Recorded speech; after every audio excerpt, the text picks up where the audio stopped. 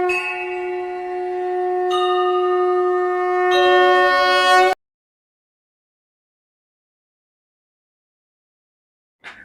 मित्रों, मेरा नाम है देव राठौड़। आप सभी को राधे राधे। आप सभी फिर से जुड़ गए हैं हमारे साथ सनातन साथ में। तो चलिए आज हम शास्त्री श्री शनि महाराज के साथ भक्ति का महत्व जानेंगे। तो चलिए मिलते हैं शनि महाराज के साथ।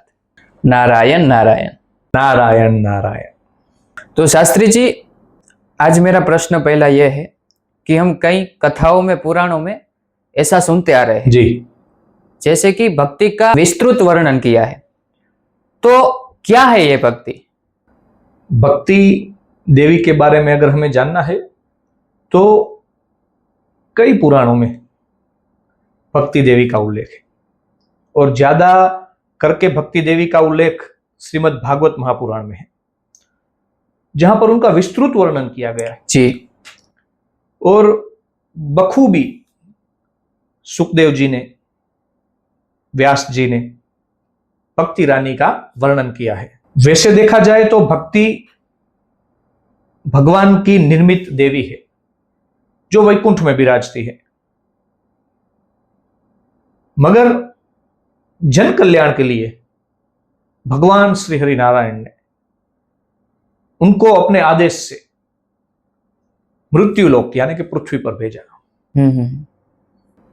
भक्ति देवी ने भगवान के आदेश पर सतयुग, त्रेता युग और द्वापर युग तक पृथ्वी पर निवास किया जी। मगर जैसे ही कलयुग आरंभ हुआ तब भक्ति देवी और उनकी दो पुत्र ज्ञान और वैराग्य कलयुग के प्रभाव से क्षीण हो गए। अच्छा।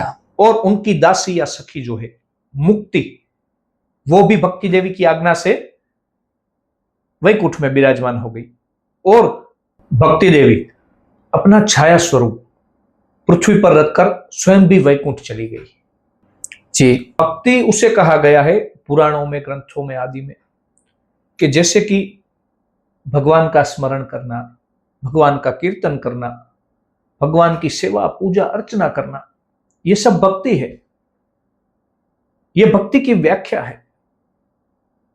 जी जी शास्त्री जी, आपने बोला कि भक्ति के प्रकार होते हैं, तो कितने प्रकार होते हैं भक्ति के? भक्ति के 9 प्रकार श्रीमद् भागवत महापुराण में दर्शाए गए हैं, जिसका वर्णन श्रीमद् भागवत महापुराण के 7वें स्कंद के 5वें अध्याय में 23वें श्लोक में है, जिसमें भक्त प्रहलाद, उनका संवाद उनके पिता श्री हिरण्याकश्यप के साथ चल रहा है, और वह उत्तर में वो श्लोक कहते हैं जिसमें भक्ति के प्रकार का वर्णन है, और वो श्लोक है श्रवणम कीर्तनम विष्णु स्मरणम पाद सेवनम अर्चनम वंदनम दास्यम संख्यम आत्मनिवेदनम। ये 9 प्रकार से भक्ति का वर्णन प्रहलाद जी ने किया है, और उसमें 9 प्रकार जो है भक्ति के, वो है श्रवण का अर्थ होता है कि भगवान के गुणगान का श्रवण करिए। यथाशक्ति आपको जितना भी समय मिलता है आप उसमें भगवान का जो दिव्य चरित्र है, उनके जो कथाएं हैं, उनका श्रवण कीजिए। जरूरी नहीं है कि आप सब कुछ काम काज छोड़कर श्रवण में लग जाए, अपितु ऐसा अपना जीवन बनाइए कि एक साइड आप काम चल रहा है आपका और एक साइड आप श्रवण कर सकते हैं भगवान का। कोई भी कथा हो, भजन हो, कुछ भी आप भगवान का श्रवण कर सकते हैं। कीर्तनम, भगवान श्री हरि नारायण का कीर्तन करते रहिए। स्मरणम, भगवान का स्मरण करते रहिए। हमेशा जो भी आपकी दिनचर्या है, आप कार्यरत रहते हैं अपने कार्य में, वह रहिए, मगर चित्त से, अंदर से आपको हमेशा भगवान का स्मरण करना चाहिए। उसके बाद है पाद सेवनम। कई आज हम अलग अलग भक्त देखते हैं जो भगवान के चरणों की सेवा करते हैं। बहुत ही उत्कृष्ट भक्ति बताई गई है वो, कि भगवान के चरणों की सेवा करना।